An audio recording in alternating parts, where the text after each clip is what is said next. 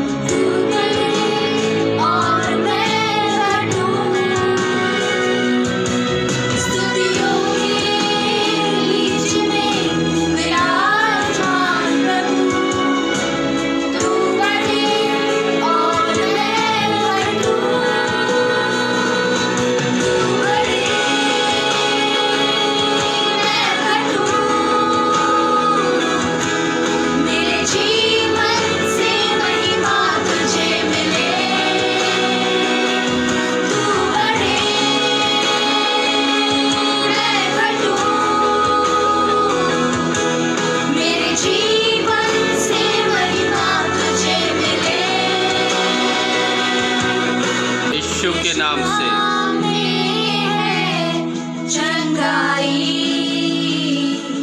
यीशु नाम में है रिहाई, यीशु नाम में है सच्चाई, यीशु नाम में है भलाई, यीशु नाम में है चंगाई।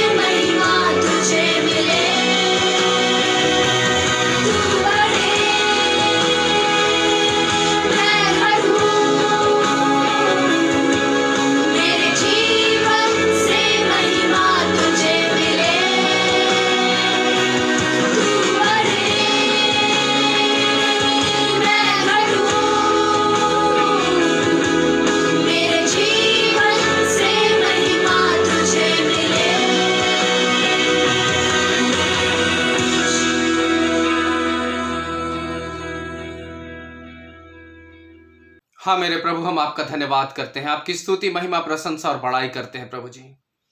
पिता परमेश्वर, एक बार फिर से हम अपने आप को सुनने करके तेरे पास लाते हैं।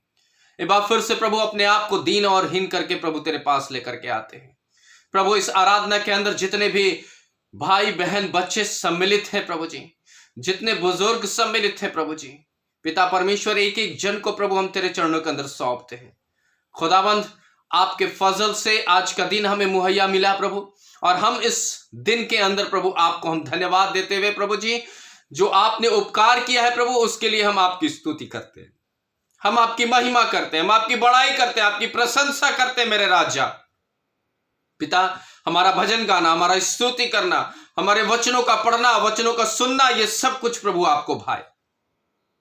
पिता, तू हमारा सहायक और मददगार प्रभु है, और इस समय प्रभु अगर हमारे बीच में जो आराधना के अंदर सम्मिलित कोई भी भाई बहन बच्चा और बुजुर्ग प्रभु बीमार है, परेशान है, दुख और तकलीफ और पीड़ा और कष्ट में है, यीशु के नाम से प्रभु बीमारी, परेशानी, दुख और तकलीफ जाती रहे। दया कर मेरे यीशु, और दया करके अपनी स्तुति बहुत आयत से प्रभु हम सबके जीवन से ले। धन्यवाद करते हैं प्रभु प्रार्थना सुनने के लिए। यीशु मसीह के नाम से इस विनती को मांगते, दस सुने और स्वर्ग राज्य में इस निवेदन को ग्रहण करें। आमीन। आराधना में आगे बढ़ने से पहले आइए एक भजन को हम लोग गाएंगे। प्यारो, हिम्मत बांधो, आगे बढ़ो, क्रूस का लो निशान, जीतेंगे हम, हारेगा शैतान। और एक बहुत पुराना ये गीत है, भजन है, और जब आप इसे गाएंगे तो आपको निश्चित अपना बचपना याद आएगा। कैसे संडे स्कूल के अंदर, कैसे हम अपने चर्चेस के अंदर जब हमारे क्लासेस होती थी, हमें इन गीतों को सिखाया जाता था। आइए एक बार फिर से अपने बचपन के अंदर अपने विचारों को, अपने उस यादाश्त को ताजा करें और प्रभु से कहें कि हमें वो तैयार करे। आइए हम इस गीत को गाकर प्रभु की महिमा करेंगे।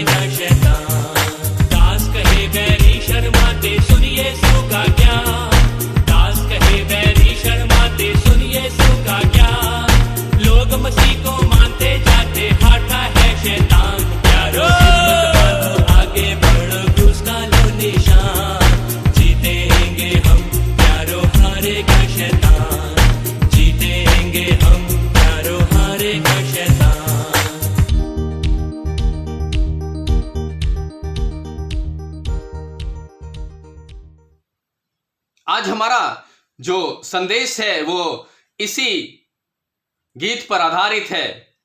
लड़ो लड़ो फुर्ती करो, यीशु है कप्तान, प्यारो हिम्मत बांधो आगे बढ़ो, क्रूस का लो निशान। आज हम कुश्ती की बात करेंगे। हालांकि कुश्ती का बात अगर हम करते हैं तो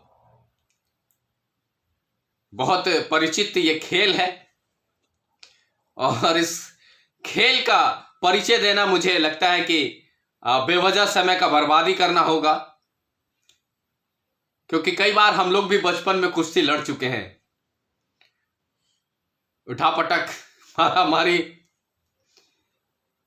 हालांकि ये कोई स्टाइल नहीं, बचपने का कुश्ती कोई स्टाइल नहीं, लेकिन अगर हम एशियाई खेलों के अंदर जाएं, हम ओलंपियाड के अंदर जाएं, तो ये कुश्ती का अलग अलग पद्धति होता है, और कुश्तियों का अलग अलग पद्धति के अनुसार कुश्ती लड़ने का जो तरीका है उसको पहचाना जाता है। लेकिन आत्मिक अवस्था में सिर्फ कुश्ती का एक ही अवस्था है, सिर्फ एक अवस्था, और वो है विश्वास की कुश्ती। आज हम बात करेंगे कुश्ती के ऊपर, लेकिन ये कुश्ती जो बाइबल के अंदर आधारित कुश्ती है, उस विश्वास की कुश्ती की पद्धति क्या है या नियम क्या है, इसके बारे में हम बातचीत करते हुए हम प्रभु के वचन से आपको उत्साहित करना चाहते हैं। और विश्वास की कुश्ती हमारे बाइबल, हमारे आत्मिक जीवन का एक पद्धति है, या एक ऐसी अवस्था है जिसमें कि हम कुश्ती लड़ते हैं। कई बार आपने बाइबल के अंदर इस बात को पढ़ा है, सुना है, समझा है कि विश्वास की अच्छी कुश्ती लड़। पौलुस कहता है विश्वास की अच्छी कुश्ती लड़। लेकिन आज हम कैसे इस बात को समझ सकते हैं? तो पहली बात हम आपको बताना चाहते हैं वो है 2 तीमुथियुस उसका 2 अध्याय और उसका 4 पद। इसको समझने का प्रयत्न करिएगा, क्योंकि एक प्रमुख उद्देश्य है इस कुश्ती रूपी विषय के ऊपर आपका ध्यान केंद्रित करने का। पढ़िएगा, क्या होता है ये। कोई भी योद्धा कोई भी कुश्ती लड़ने वाला या किसी भी तरीके का युद्ध करने वाला, जो लड़ाई पर जाता है, जो युद्ध करने जाता है, जो कुश्ती लड़ने जाता है, जो प्रतिस्पर्धा में जाता है, अपने आप को प्रतिदिन की झंझटों में इसलिए नहीं फंसाता, वो प्रतिदिन की समस्याओं में अपने आप को नहीं फंसाता। बड़े ध्यान से समझिएगा कि कोई भी व्यक्ति जो है, जो युद्ध के लिए या कुश्ती के लिए या किसी खेल की प्रतिस्पर्धा के लिए तैयार होता है, वो अनर्गल बात के तरफ अपना ध्यान केंद्रित नहीं करता। वो अपने उस युद्ध की तैयारी में या उस कुश्ती की तैयारी में या उस खेल की तैयारी में वो दूसरे खिलाड़ी की तरफ अपना ध्यान ज्यादा आकर्षित नहीं करता, बनस्पत की वो खुद की तैयारी पर ज्यादा ध्यान लगाता है। और ध्यान लगाते हुए वो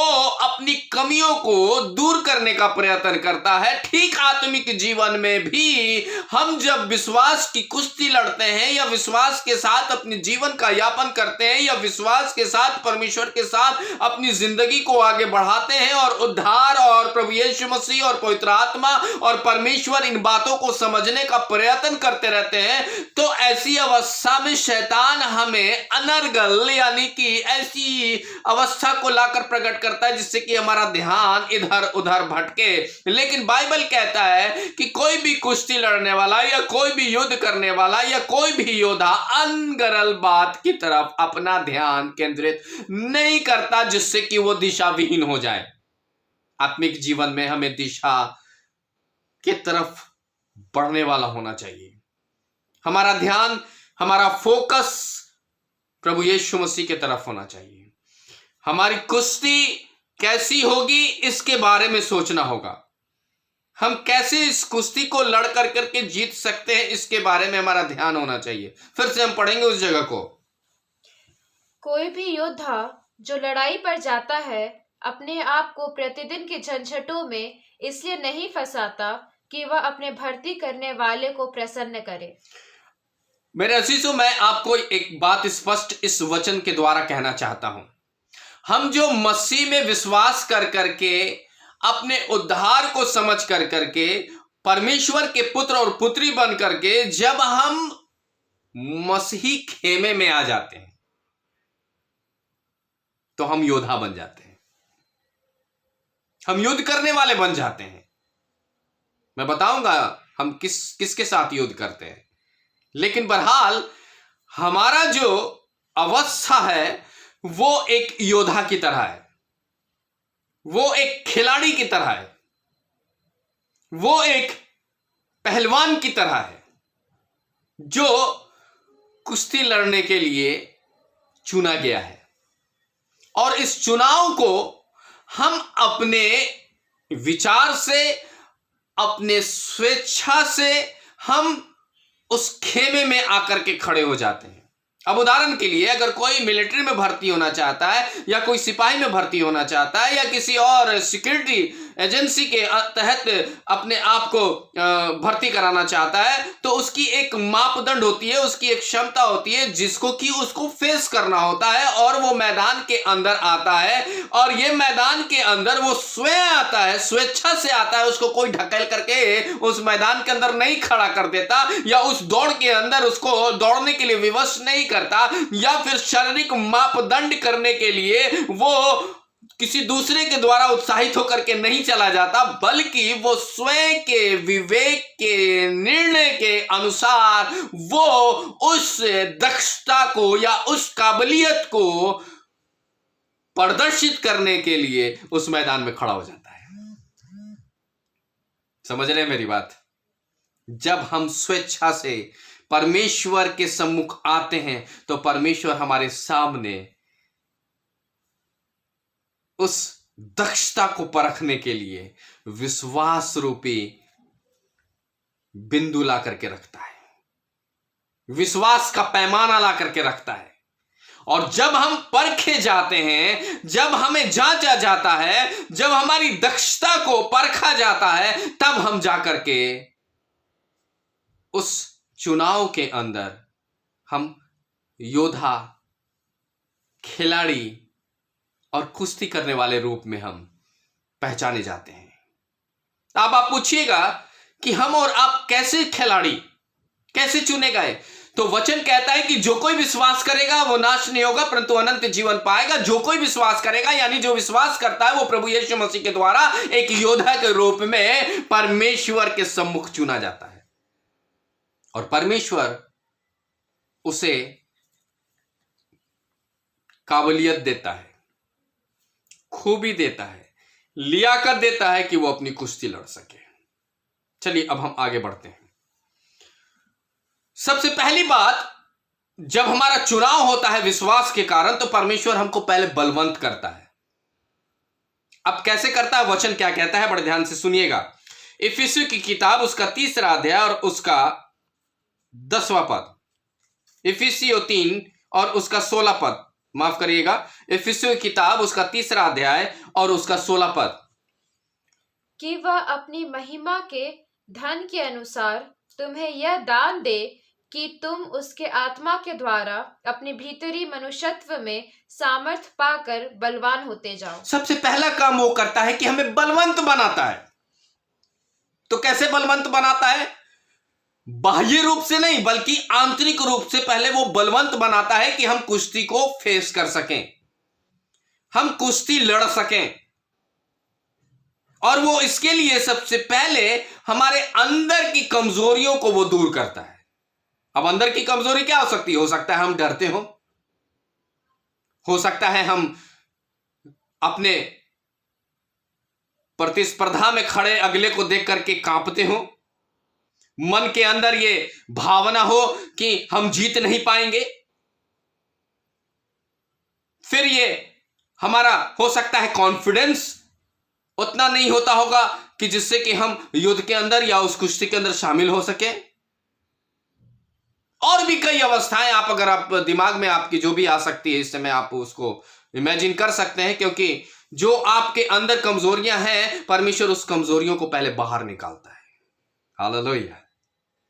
बलवंत बना करके परमेश्वर आपके आंतरिक दशा की कमजोरियों को दूर करता है। हो सकता है आप किसी के बारे में झूठ बोलते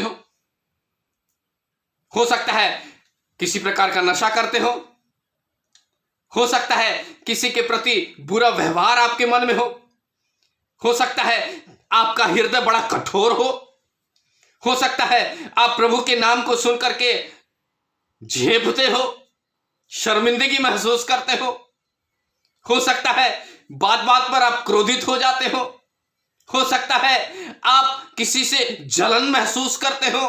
परमेश्वर ऐसी अवस्था को आपके अंदर से उन कमजोरियों को बाहर निकालने लगता है। और ये कब होता है? जब हम विश्वास के साथ अपने आप को प्रभु के खेमे में ले आते हैं और प्रभु के खेमे में लाकर कहते हैं, प्रभु मैं कुश्ती लड़ने के लिए तैयार हूं।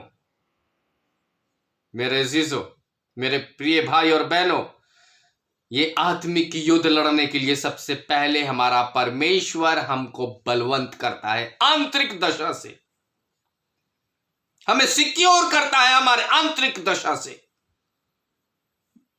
और आगे क्या लिखा है? आगे लिखा है इफिसियों किताब उसका 6वां अध्याय और उसके 10वें पद में।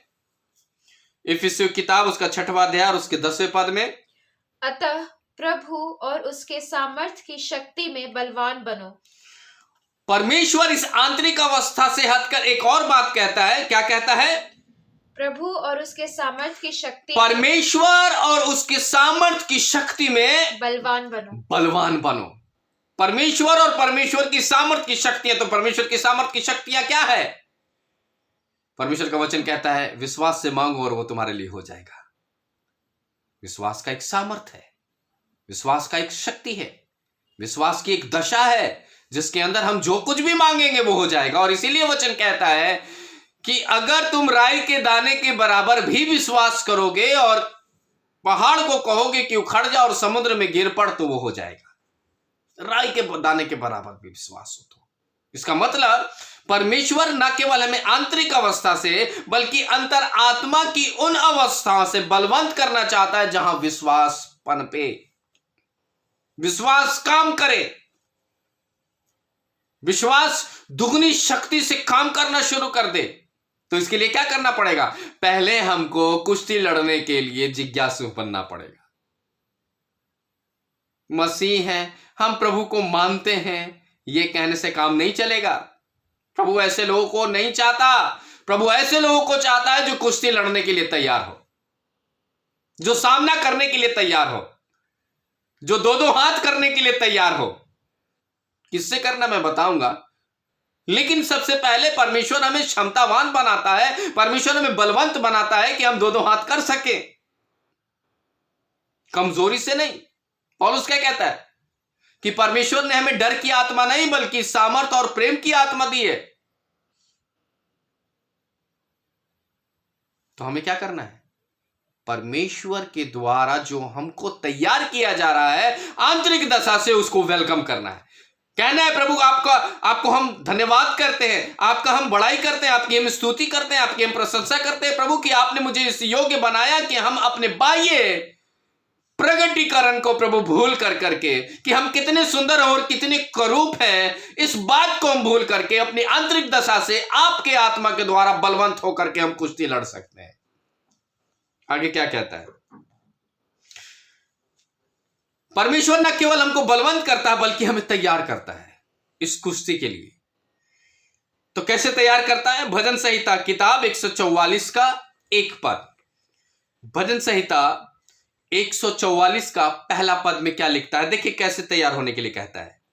यहोवा मेरी चट्टान धन्य हो। यहोवा, पहले तो मैं आपको धन्यवाद कहता हूं, मैं आपको थैंक्स कहता हूं, मैं आपको कोटि कोटि नमन करता हूं, जो मेरे हाथों को लड़ना, जो आपने मुझे इस पृथ्वी के अंदर पहले अपना बेटा बेटी चुना और मुझे इस योग्य ठहराया कि मैं कुश्ती लड़ सकता हूं और लड़ सकती हूं। और इसके लिए प्रभु मेरे आंतरिक दशा को आपने बलवंत किया, और न केवल बलवंत किया बल्कि प्रभु आपने मुझे चुन करके मुझे तैयार किया है। यही कह रहा है वचन, तैयार क्या, पढ़ा जाए। और मेरी उंगलियों को युद्ध करना सिखाता है। तो मुझे सिखाता है, तैयार करता है कि हमको कैसे लड़ना है। अगर कोई मल्लयुद्ध करने वाला हो, कोई कुश्ती करने वाला हो, तो उसका गुरु होता है। हर अवस्था में सीखने वाले व्यक्ति को या सिखाने वाले व्यक्ति को या जो सीख रहा है, जो लर्न कर रहा है, उसका कोई ना कोई गुरु होता है। और हमारा आत्मिक दशा का गुरु परमेश्वर है, जो हमको सिखा रहा है कि हम कैसे कुश्ती लड़े। किससे लड़ेंगे ये बाद में बताएंगे आपको, लेकिन अभी वो प्रिपेयर कर रहा है। सबसे पहले वो हमारे आंतरिक दशा को बलवंत कर रहा है, और फिर वो हमको सिखा रहा है। कैसे सिखा रहा है? उंगली पकड़ करके सिखा रहा है। फिर से पढ़ा जाएगा, क्या लिखा है? यहोवा मेरी चट्टान धन्य हो, यहोवा परमेश्वर आप धन्यवाद के योग्य हैं, जो मेरे हाथों को लड़ना, जो मेरे हाथों में सामर्थ और मेरी उंगलियों को युद्ध करना सिखाता है। जो मेरे उंगलियों को युद्ध करना सिखाता है। मेरा परमेश्वर हमें युद्ध करना सिखा रहा है, हमें तैयार करना सिखा रहा है, बलवंत बना रहा है, वो हमें गाइड कर रहा है। मेरे अजीजों, जब वो सिखा रहा है तो उसको सीखना है, उसको समझना है।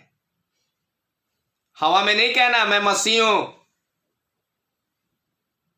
लोगों के सामने हम अपने आप को मसीह कहते, मसीह है, मसीह है, मसीह है, लेकिन आंतरिक दशा में हम फिसड्डी हैं। केवल ये कहने से नहीं होगा कि हम मसीह हैं, केवल ये नहीं कहने से होगा कि हमारे फोर फादर्स, हमारे पुश्त जो हैं प्रभु यीशु मसीह को मानते आ रहे हैं और हम भी मानते चले आ रहे हैं। ये कहने से नहीं होगा। हमें युद्ध करने वाला बनना होगा, हमें बलवंत बनना होगा, हमें तैयार होना होगा। तो तैयारी कैसे करनी है? इफिसियों की किताब उसका 6वां अध्याय और उसका 11वां पद में तैयारी की बात की गई है कि हम कैसे तैयार हों, क्या करना है इस तैयारी के लिए। इफिसियों की किताब उसका 6वां अध्याय और उसका 11वां पद, परमेश्वर के संपूर्ण अस्त्र शस्त्र धारण करो। अब हमको परमेश्वर के अस्त्र शस्त्र को धारण कर लेना है।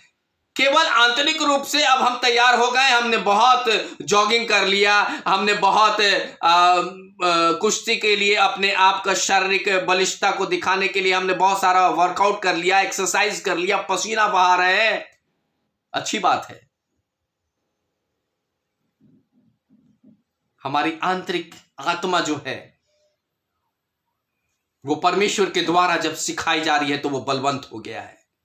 और ना केवल बलवंत हो गया है, लेकिन परमेश्वर हर दांव पेच हमको सिखा रहा है, अपने पवित्र वचन से हमें सिखा रहा है, उंगली पकड़ करके सिखा रहा है, हर एक गुण को सिखा रहा है कि हमें क्या करना है और क्या नहीं करना है। हमें परमेश्वर की प्रतिज्ञाओं को समझना होगा। हमें प्रतिज्ञा को, न केवल प्रतिज्ञाओं को, बल्कि उसके नियमों का पालन करना होगा। न केवल उसके नियमों का पालन करना होगा, बल्कि उसका वचन क्या कहता है इस बात के लिए बड़े सतर्क होकर अपने जीवन को व्यतीत करना होगा। तभी हम एक ऐसे योद्धा के रूप में निर्माण होंगे, या ऐसे योद्धा हमें परमेश्वर बना करके तैयार करेगा जो हथियार को धारण करने का कुवत रखता होगा। और वो हथियार कौन सा है? पढ़ा जाए। जिससे तुम शैतान की युक्तियों का दृढ़तापूर्वक सामना कर सको। अब इन कुश्ती का जो प्रतिस्पर्धा में हम जिसके सामने खड़े होने वाले हैं वो है शैतान। और उस शैतान के सामने परमेश्वर हमको खड़ा करेगा, लेकिन उससे पहले वो हमको बलवंत करेगा, उससे पहले वो हमको तैयार करेगा, उससे पहले वो हमें हथियार पकड़ने का गुण सिखाएगा। और वो हथियार है कौन? इफिसियों 6:11 में क्या कहता है? कौन कौन सा हथियार है, कौन कौन सा क्या क्या बांधेगा वो? पढ़ा जाए फिर। परमेश्वर के संपूर्ण अस्त्र शस्त्र धारण, परमेश्वर के संपूर्ण अस्त्र शस्त्र को धारण कर लेना है। तो ये अस्त्र शस्त्र है क्या? इफिसियों की किताब उसका 6वां अध्याय 14, 15, 16, 17, 18 इसी का वर्णन है। इफिसियों की किताब उसका 6वां अध्याय 14, 15, 16, 17, 18 इसी बात का वर्णन है। क्या कहता है? अतः सत्य से अपनी कमर कसकर देखो मैंने तुमको बलवंत कर दिया है, देखो मैंने तुमको तैयार कर दिया है, देखो अब तुमको हथियार थामने का मैंने प्रैक्टिस करा दिया है। अब तुम प्रायोगिक अवस्था में आ गए हो। अब तुम प्रयोग कर सकते हो कि किस प्रकार से कौन से हथियार को चलाना है। इससे पहले कि तुम उन हथियारों के बारे में समझ लो, इससे पहले कि तुम उन हथियारों को अपने जीवन में बांध लो, इससे पहले कि तुम उन हथियारों को चलाने के लिए अपने आप को तैयार कर लो, उससे पहले ये जान लो कि परमेश्वर की मनोदशा क्या है, परमेश्वर क्या चाहता है तुमसे, परमेश्वर क्या करने के लिए तुमको तैयार कर रहा है, परमेश्वर क्या करने के लिए तुमको कह रहा है, परमेश्वर किस प्रकार से कह रहा है कि तुमको तैयार होना है, किस प्रकार से तुमको आत्मिक कुश्ती लड़नी है। इसके लिए तुमको परमेश्वर ने बलवंत कर दिया है। तुमको किस प्रकार से परमेश्वर ने उंगली पकड़ करके सिखाया है कि किस प्रकार से हथियार को चलाना सीखो। अब तुम्हारे सामने सबसे पहला हथियार आ रहा है और वह है सत्य का हथियार, जो मेरे अजीजों शैतान नहीं चाहता कि हम इसे बांधें। और सत्य क्या है? स्वयं प्रभु यीशु मसीह सत्य है। स्वयं प्रभु यीशु मसीह सत्य है, जिसको कि बांधने की बात कही जा रही है। आगे क्या है? और धार्मिकता की झिलम पहनकर और धार्मिकता की झिलम को पहन लो, जो सीने को तुम्हें बचा सके। हाँ, तथा पैरों में मेल के सुसमाचार की अपने तैयारी पैरों में सुसमाचार के जूते पहन लो। की तैयारी के जूते पहनकर स्थिर रहो। आगे, इनके अतिरिक्त विश्वास की ढाल लिए रहो। और जब शैतान जलते हुए तीर चलाए तो तुम ऐसा ढाल पकड़ लो। कैसा ढाल पकड़ लो?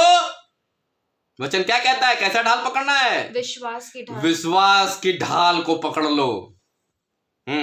जिससे तुम उस दुष्ट के समस्त अग्नि बाणों को बुझा सको। समस्त अग्नि बाणों को जला सको, रोक सको, तुम्हारी कुछ हानि ना हो सके और शैतान का हर आक्रमण फेल हो जाए। हाँ, और उद्धार का टोप तथा आत्मा की तलवार, जो परमेश्वर का वचन है। उद्धार का टोप और परमेश्वर का जो वचन रूपी तलवार है,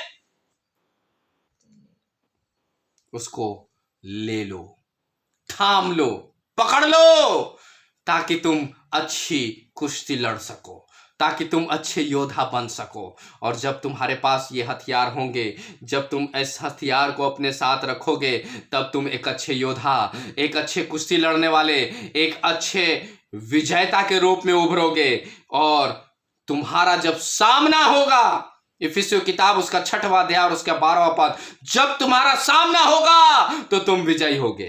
किससे सामना होगा? हमारा संघर्ष तो मांस और हमारी ये आत्मिक कुश्ती, हमारा ये आत्मिक संघर्ष, हमारा ये आत्मिक युद्ध मांस और लहू से नहीं, मांस और लहू से नहीं है, हमारे भाई से नहीं है, हमारे पिता से नहीं है, हमारे कुटुंबी से नहीं है, हमारे रिश्तेदार से नहीं है, संगे संबंधियों से नहीं है, जो मसीह को जानते हैं उनसे नहीं है, वरन प्रधानों, वरन उन प्रधानों से है जो वचन को जानते हैं, अधिकारियों, उन अधिकारियों से है जो व्यवस्था को जानते हैं, अंधकार की संसारिक शक्तियों, उन जादू टोना करने वाले लोगों से है जो कि अपने जीवन के अंदर खुद तो खोए हैं, दूसरों को भी बरगला के खो रहे हैं, तथा दुष्टता की उन आत्मिक सेनाओं से है जो आकाश में है। हालेलुया। हमें इनसे लड़ाई करनी है, इनसे हमें युद्ध करना है। और यही लोग हैं जो हमें बरगलाएंगे, यही लोग हैं जो हमें परमेश्वर के राज्य से अलग होने के लिए विवश कर देंगे, यही लोग हैं जो ये कहेंगे कि मैं ऐसा करता हूं, तुम भी ऐसा करो। और बाइबल इसके अंदर स्पष्ट वचन का प्रचार करती है, या बाइबल इस बात को स्पष्ट कहती है कि कैसे सदूकी, फरीसी, शास्त्री और महायाजक व्यवस्था को जानते थे लेकिन परमेश्वर की आज्ञा को नहीं मानते थे। वो मसाया का आने का जानकारी तो उनको था, उस भविष्यवाणी पर तो विश्वास करते थे, लेकिन जब मसाया आया, प्रभु यीशु मसीह आया, तो उसको क्रूस पर चढ़ा दिए। मेरे अजीजों, आज भी ऐसे लोग हमारे बीच में हैं, आज भी ऐसे लोग हमारे बीच में हैं जो कि हाकिमों की तरह हैं, जो प्रधानों की तरह हैं, जो अधिकारियों की तरह हैं, जो दुष्टता की शक्तियों से संलिप्त हैं। हमें इनसे युद्ध करना है, हमसे इनसे लड़ना है और इसके लिए हमारी आत्मिक दशा का बेहतर होना बहुत जरूरी है। मेरे अजीजों, मैं ये वचन यहीं पर ख़त्म कर करके एक बहुत बड़ी चुनौती आपके सामने रखना चाहता हूं।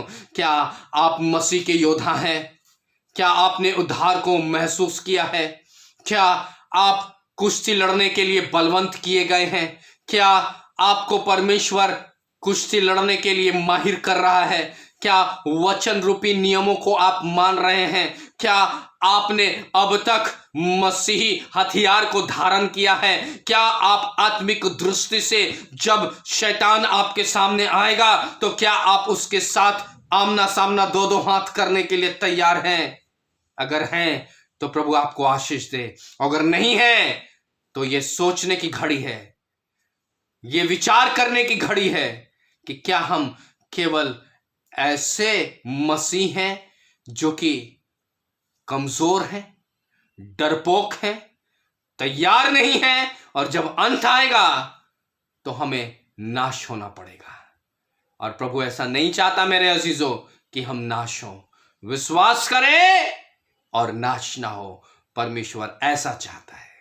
प्रभु आपको कुश्ती, अच्छी कुश्ती, आत्मिक अच्छी कुश्ती लड़ने के लिए सामर्थ्य, एक अच्छा आत्मिक योद्धा बनाए। आपको एक अच्छा आत्मिक योद्धा बनने के लिए, हथियार धारण करने के लिए प्रभु सामर्थ्य दे। प्रभु आप सबको आशीष दे। आइए हम प्रार्थना करेंगे। अनुग्रहकारी दयालु पिता परमेश्वर, एक योद्धा की तरह प्रभु आप हमें निर्मित करें। एक अच्छा कुश्ती, आत्मिक कुश्ती लड़ने के लिए प्रभु आप हमें गाइड करें। प्रभु आप हमें बलवंत बनाएं आंतरिक रीति से। आप हमें सामर्थ्य दें प्रभु जी। आप हमें गुणों को सिखाएं प्रभु जी, ताकि हम पिता परमेश्वर जब दुष्ट की सामना करें या दुष्ट के साथ युद्ध करें तो प्रभु हम जय प्राप्त करने वाले बन सकें। पिता, हम शैतान का सामना करेंगे और निश्चित शैतान भागेगा, क्योंकि तू हमें बलवंत करने वाला प्रभु तू है। तू हमें गुणों को सिखाने वाला प्रभु तू है। तू हमें सामर्थ्य देने वाला प्रभु तू है। हथियारों को बांधने का हुनर देने वाला प्रभु है। पिता, हम जितने भी लोग आज इस वचन को सुन रहे हैं प्रभु सबको आशीष दे। धन्यवाद करते हैं प्रभु प्रार्थना सुनने के लिए। यीशु मसीह के नाम से इस विनती को मांगते हैं, दया से सुने और ग्रहण करें। आमीन। हे हमारे पिता, तू जो स्वर्ग में है, तेरा नाम पवित्र माना जाए। तेरा राज आवे, तेरी इच्छा जैसे स्वर्ग में पूरी होती है वैसे पृथ्वी पर भी हो। हमारे प्रतिदिन की रोटी आज हमें दे, और जैसे हमने अपराधियों को क्षमा किया है तू हमारे अपराधों को क्षमा कर। हमें परीक्षा में न डाल, बल्कि बुराई से बचा, क्योंकि राज, पराक्रम, महिमा युगान युग आपकी है। आमीन। हमारे प्रभु यीशु मसीह का प्रेम, अनुग्रह, दया और शांति हम प्रत्येक विश्वासी जनों पर जब तक प्रभु यीशु मसीह ना जाए युगान युग हम पर होती रहे। आमीन। इस वचन के द्वारा प्रभु आप सबों को बहुत आयत से आशीष दे। अच्छा लगे तो दूसरों तक भी ये पहुंचाने में आप मदद करें, ताकि वो भी आत्मिक योद्धा बन सके। प्रभु आशीष दे।